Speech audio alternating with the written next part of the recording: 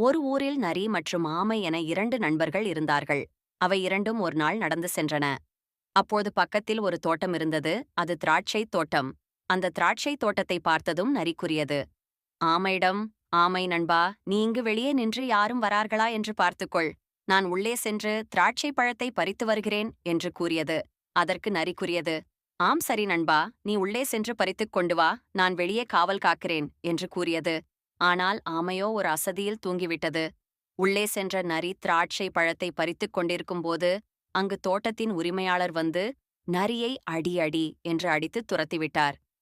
ஆனால் வெளியே வந்து பார்க்கும்போது ஆமை தூங்கிக் கொண்டிருந்தது.